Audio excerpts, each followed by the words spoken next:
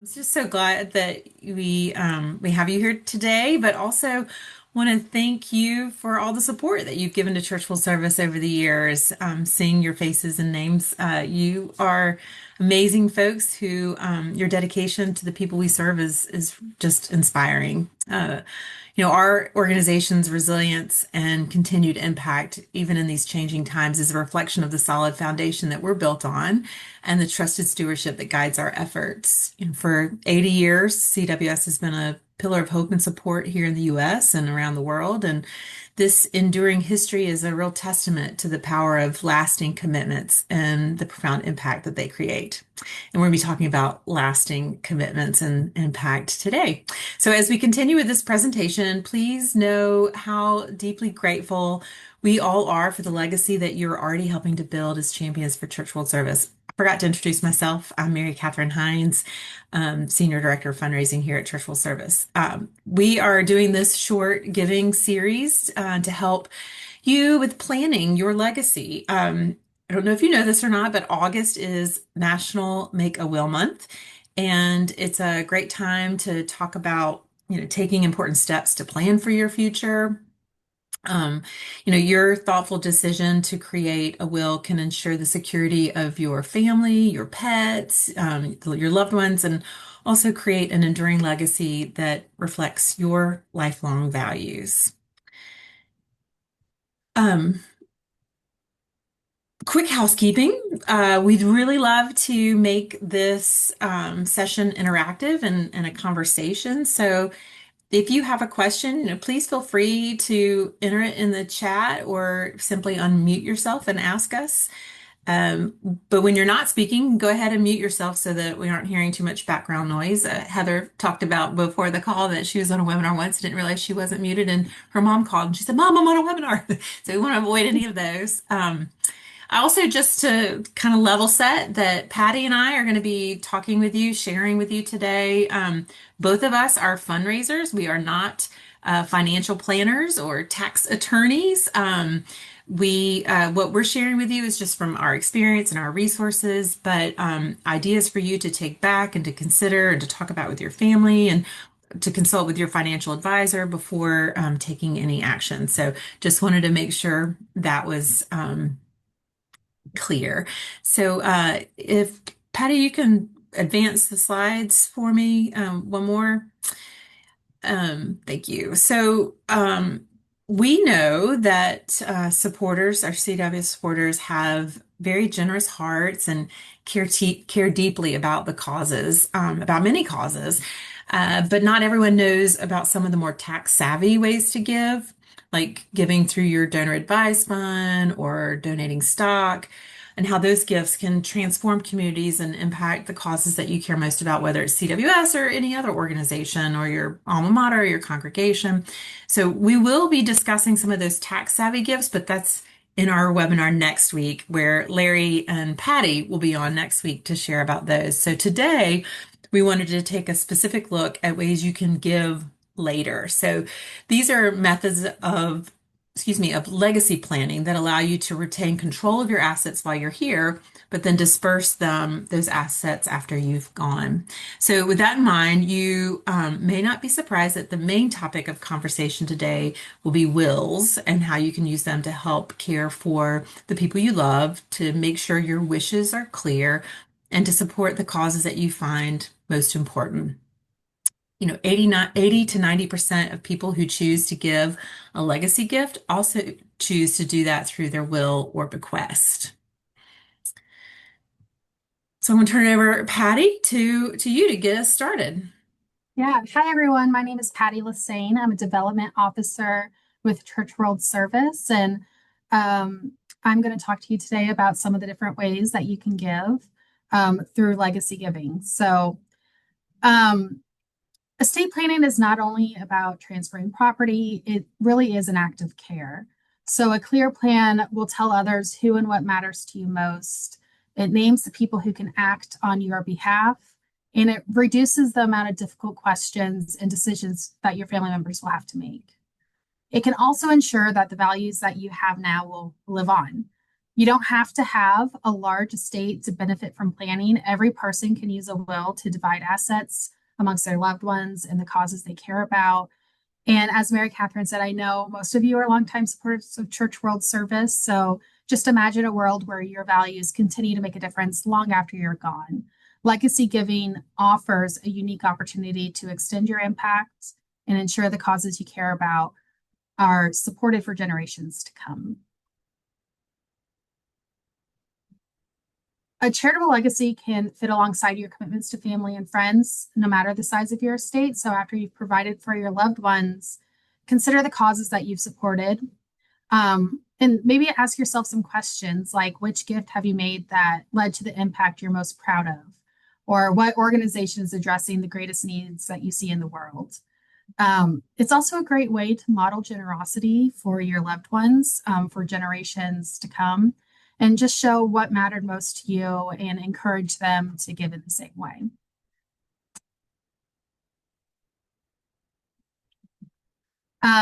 Before we move on, I want to share a story of a couple that did choose to leave a legacy gift. This is straight from our annual report, so if it looks familiar, that's why. But Eugene and Patsy were two lifelong supporters of Church World Service who chose to continue their generosity in their legacy planning. Their son, Kevin, was the executor of their will, and he ensured that their wishes were fulfilled. They spent their lives caring for others. Eugene was a doctor, and they had a deep commitment to their community and to Church World Service and to their church congregation. And Patsy ultimately decided to include CWS in her will. And today their compassion lives on because of Patsy's generous gift. I had the opportunity to sit down with Kevin and thank him for his parents' support and share what their impact is continuing to do. And it was really wonderful to be able to do that. And I passed on our gratitude. And he said that knowing that their gift could help a family find a home or bring relief after emergency or maybe build a sand dam somewhere was just a really good feeling. And it's really just a beautiful reminder that a life of service doesn't end. It can keep changing lives for generations. So it's Eugene and Patsy right there. So for many people, the will is the foundation for their legacy planning. With it, you can appoint guardians for your children if needed. You can designate beneficiaries, and you can even specify care for your pets if you have any of those. You can also outline how your estate will be divided, ensuring your family's provided for, and leave a legacy for the charities that matter to you. So what we suggest as fundraisers is that you care for your people first, care for your loved ones and your family. And then after you've made that plan in your will, you can include the causes that you want to support. And one way to do that is to leave a set amount in your will, or you can leave a percentage of the remainder of your estate or a share of the remainder of your estate. And that will be transferred to the organization of your choosing.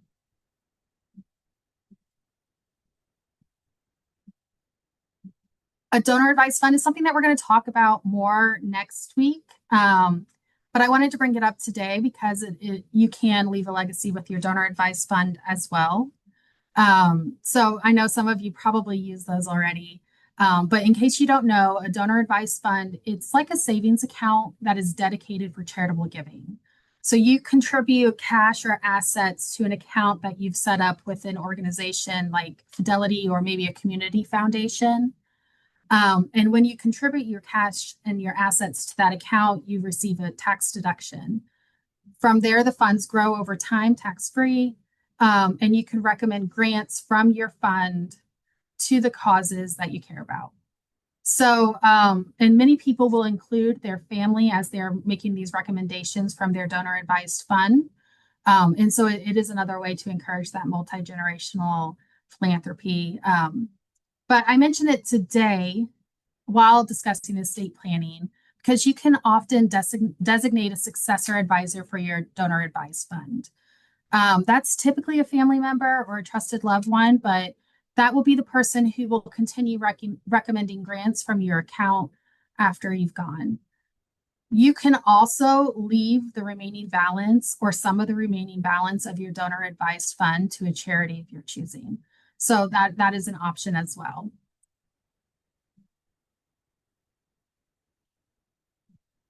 Just going to pause real quick. Do we have any questions at the moment? Yeah, hey, Georgianne asked, and I answered it, but I just would throw out there. Georgianne asked about um, most donor advised funds when you transfer your stock to the advised fund, or if you transfer stock to CWS, usually we liquidate that stock right away so that we get the value of the stock on the day that it was given.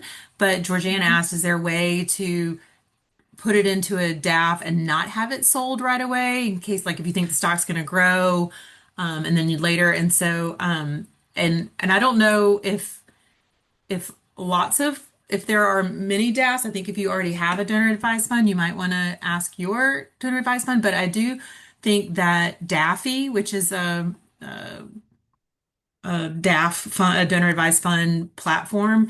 I put the link in there. I'm pretty sure they have a new feature where you can set up that it not be liquidated right away. They used to do that with cryptocurrency, and I think now they make that available for stock donation. So you could say, I want it in there for a certain amount of time or whatnot. So that you might, Georgianne, you might check that one out. So sorry. There you go, Patty. Great. Um, so in addition to creating a will, you could establish a revocable living trust. These allow you to avoid the costs and delays associated with probate process, and they also ensure that your wishes are carried out seamlessly and privately. So this is a tool that you can have to distribute your estate to your loved ones and to organizations upon your passing. But in order to fully benefit from it, you do need to transfer your assets and your property into the trust during your lifetime. As the grantor and the initial trustee of the trust, you retain control over the assets until your passing, at which point the successor trustee that you've appointed will distribute them according to your wishes outlined in the trust agreement. This is a great way to do something jointly with a spouse or partner. And so you can have one of these revocable living trusts with your spouse or partner, and you can ensure a mutual protection of your loved ones and mutual charitable giving after you've gone. So that's just a brief overview of what a revocable living trust is. Now, Mary Catherine's going to tell you a little bit about a tool that Church World Service has that can help you create a free will or a free revocable living trust.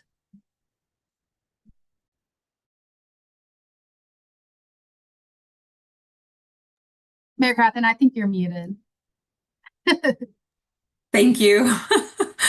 Sorry. Yeah, so Churchville Service is partnered with an organization called Free Will, which is a very catchy title because it's a free will. But Free Will provides tools that you can use to help plan, including a free service to create this legally binding will and a service for creating the revocable living trust.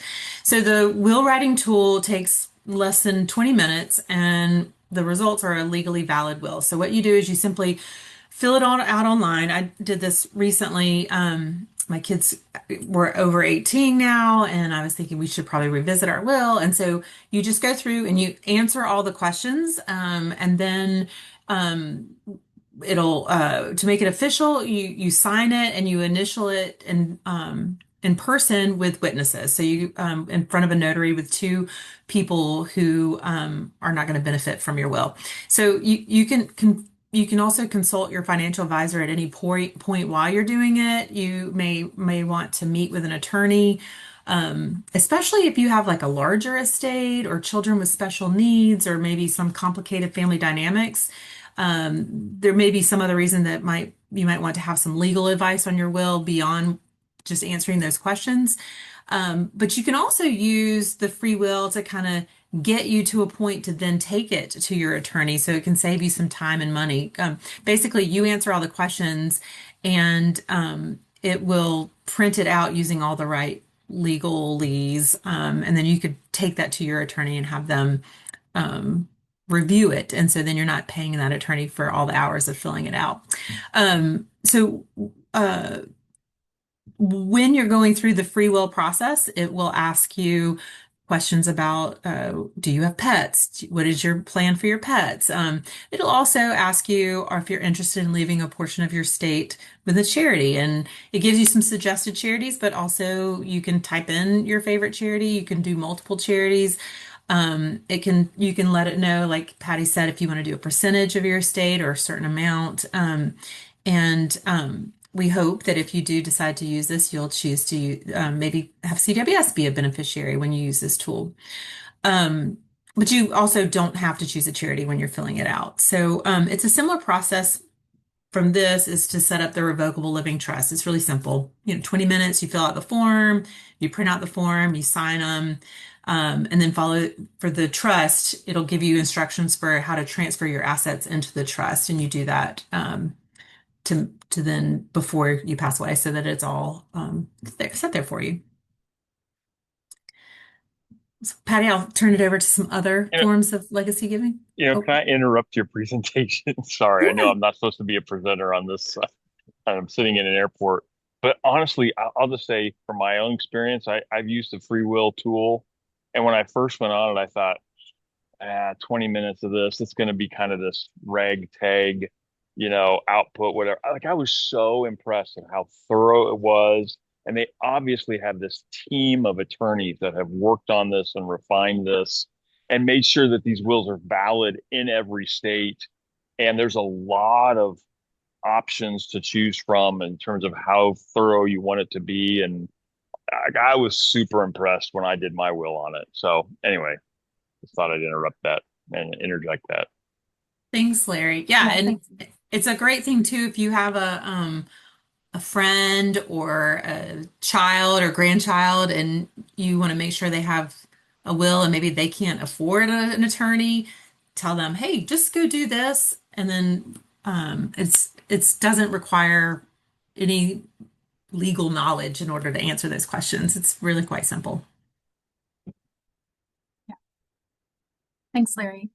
Um, so yeah, there are a few other ways that you can give through legacy giving, and I'll just go over these really briefly.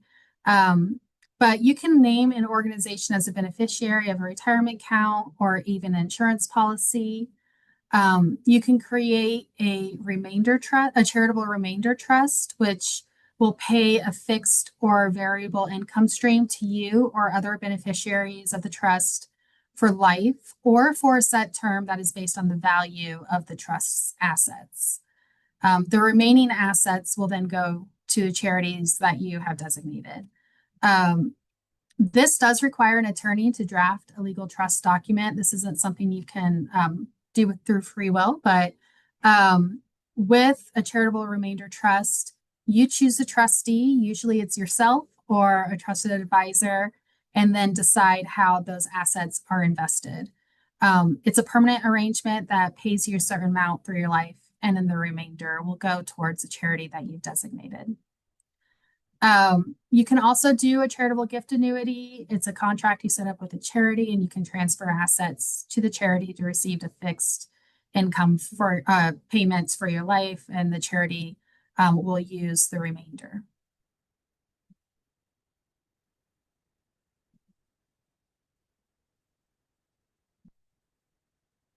Here you go. Okay. Yeah. Thanks. I had to find my mute button. Yeah, so yeah, so moving forward, we would love to encourage you to choose a next step. So, a thoughtful plan is a lasting expression of care for the people you love and the future you want to help create. It's like a love story for the next generation. And if you choose to include CWS or another organization in your plans, I encourage you to inform the organization of that plan. Whether it's us or someone else, we'd love to know that you've chosen to remember us in your will.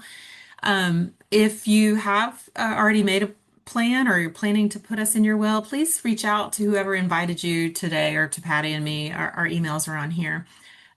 Also, would love to encourage you if you already have your estate plan, it's good to review those plans regularly. So go back through and make sure it's still where you want it to be. Those beneficiaries for your donor advised funds and your life insurance, make sure you've got those updated. And like I said, when just a few minutes ago, if you know someone that doesn't have a will, send them the link to this free tool and help them get a jump start on planning for their future. So thank you so much for your time today. I hope you'll come next week too. But we're happy to take any questions if you have some, or if you would like to share your own experience with doing an estate plan and or any of your questions. We're happy to take them now. Yeah, and just real quick here, I put some information that you might find helpful as you're looking towards legacy giving. The Free Will Tool website is right there.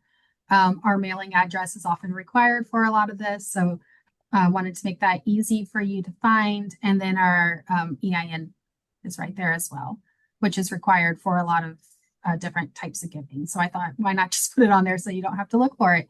But yeah.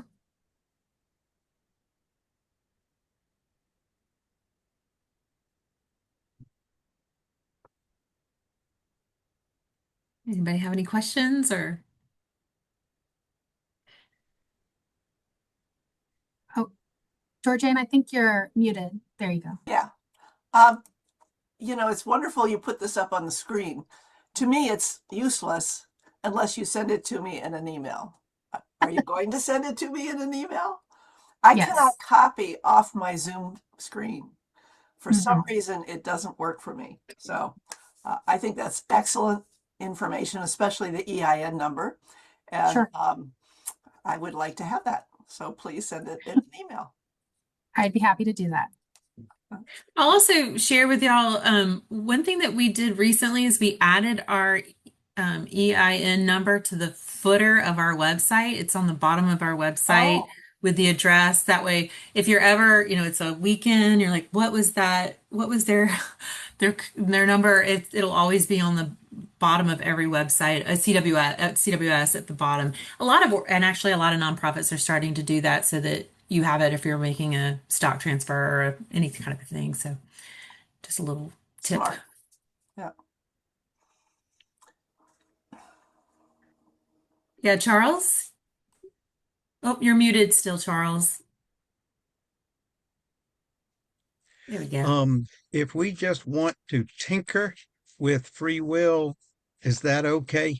Just to Hmm. see how it produces something and whether we have all our bases covered in our existing documents. I think that's a great idea. Yeah. But I mean, it's okay to use free will in that fashion. Sure, we may Okay. say, oh, Charles does will, yay! But yeah, no, that's great. And it's not legally binding until you've signed it in front of a witness. So that's also an important step. So if you've got it printed out, you still need to have it signed and notarized. And also make sure if you do update your will, make sure you destroy your previous version so it doesn't cause any confusion to your family after you've gone. Just an extra tip there, but Okay. yeah, you're welcome to play around with it. Thank you. And also the contract we have with them, you could go on and play around with it 100 times and it doesn't cost us any more or whatever. So we have just a set Okay. agreement with them. And so you can go on there, your friends can go on there, what neighbors can go on there, whatever. And um, it doesn't cost us more to have people on there, trying that. So And it's Thank also you. secure, and we don't they don't keep your data. It's all yeah, insecure, and they don't sell or borrow, or we pay them for the service that allows everybody to have a free will. So yeah. you're not what they're getting. Yeah, and the only thing we see is if somebody leaves as they make a will, if they leave something to CWS, we see, oh, this person made this commitment, but we don't get like a readout of like, you know, Jolly's leaving his baseball glove to his cousin Kim, or something like. I don't see any of that. Right. Yeah. Good point, Larry. Yeah, I'll just throw something else in on the conversation. It's an interesting conversation I've had with some folks who have donor advised funds, and generally, when we talk legacy planning, people are thinking of, who am I going to turn over this fund to, carry out the wishes of this fund after I'm gone. But it's an interesting conversation I've had with some folks about whether they want to have someone else carry on that fund or whether they want to liquidate that fund in their lifetime to say, we know how we want this fund to be used. And so I'm just saying it's an interesting thing to ponder of like, do I want to pass this on for someone else to give, or do I want to give it in my lifetime? And so anyway, it's been some good conversations I've had with folks about that. Mhm.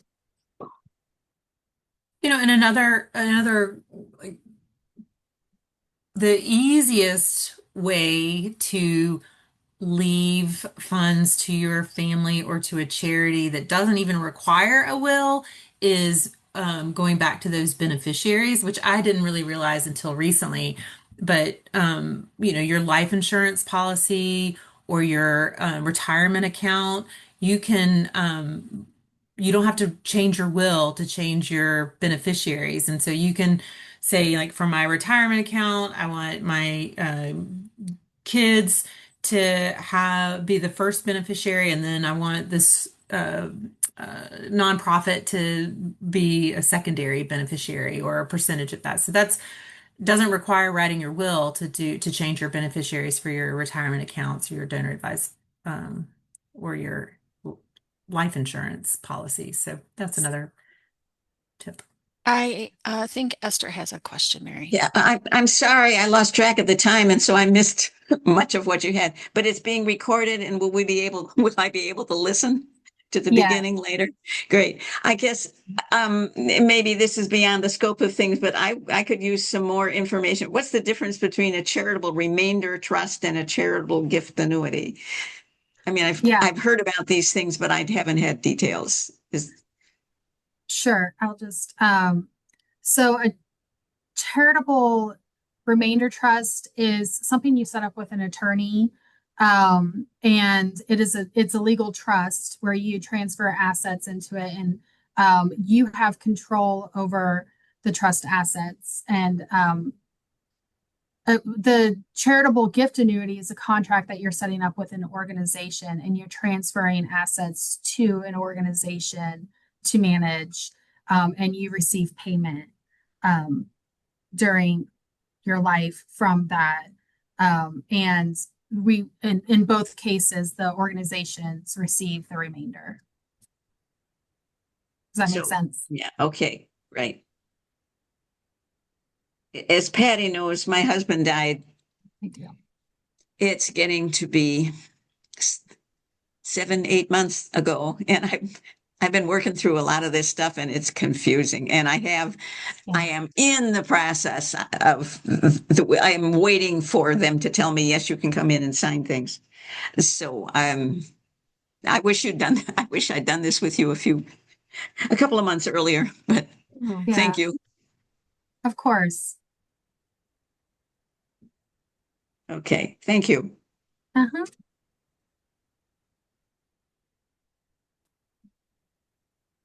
Do we have any other questions?